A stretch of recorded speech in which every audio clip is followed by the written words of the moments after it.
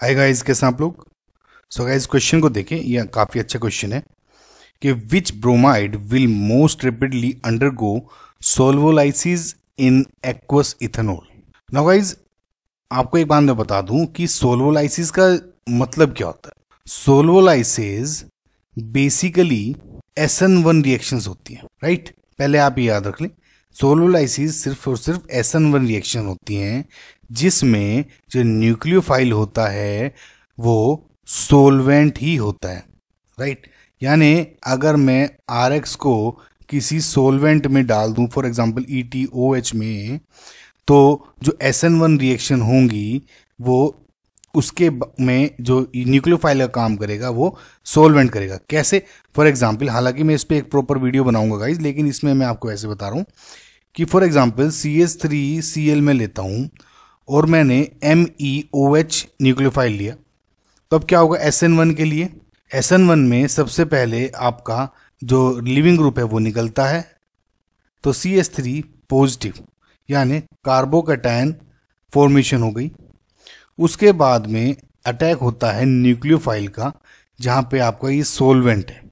Solvent ही इस case में nucleophile का काम कर रहा है और यहाँ पे अटैक करता है, तो CH3OHMe यहाँ पे पॉजिटिव चार्ज, -H होकर H निकल जाता है ये वाला, क्योंकि ऑक्सीजन पर 3 वैलेंसीज अनस्टेबल रहती हैं और पॉजिटिव चार्ज भी अनस्टेबल रहता है। सो इस वजह से CH3OMe कंपाउंड बन जाएगा। सो कुल मिला के अगर आप देखें कि जो सोल्वोलाइसिस रिएक्शंस हैं वो SN1 ही रिएक्शन होती हैं, राइट। और इसमें अगर आपका जो RDS होता है SN1 रिएक्शन का, वो होता है फॉर्मेशन ऑफ कार्बोकैटायन। इसका मतलब कि रेट ऑफ जो रिएक्शन होगा या रेट ऑफ SN1 रिएक्शन, या दूसरे शब्दों में कहूँ क्या रेट ऑफ सोल्वोलाइसिस, वो होगा डायरेक्टली प्रोपोर्शनल टू कार्बोकैटायन की स्टेबिलिटी पर, राइट गाइज। नाउ कार्बोकैटायन की स्टेबिलिटी पे ये सब डिपेंड करेगा। Okay, so back to our question. अगर आप इस क्वेश्चन को देखें तो इसमें अगर Br सब में निकल जाए, राइट, तो आपका जो ये वाला कंपाउंड है इसमें कुछ इस तरह से कार्बोकैटायन बनेगा, right.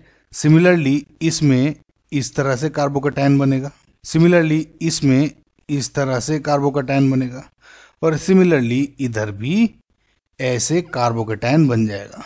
Now in out of these 4 जो भी कार्बोकैटायन सबसे ज़्यादा स्टेबल होगा उसको आप मोस्ट रेपिडली अंडर सोल्वोलाइसिस हो जाएगा, यानी हमारा आंसर हो जाएगा। अगर आप देखें इधर से, सो ये प्लस चार्ज है, ये एक्सटेंडेड कंजुगेशन हो रहा है।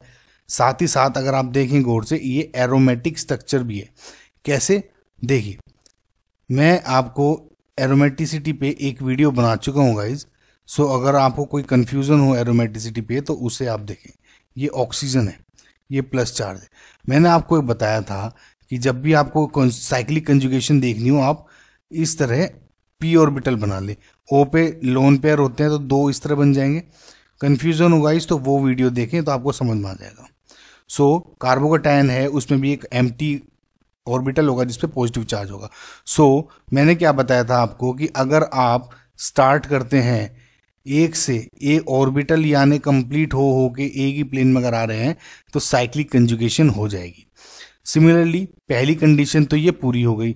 दूसरी साइक्लिक कंजुगेशन, दूसरी कंडीशन होती है कि स्ट्रक्चर आपका प्लेनर होना चाहिए। याद रहे कि 7 तक जितने भी स्ट्रक्चर हैं अधिकतर प्लेनर ही होंगे, उसके बाद नॉन प्लेनर होने शुरू हो जाते हैं, यानी प्लेनर तो है ही है आपका स्ट्रक्चर।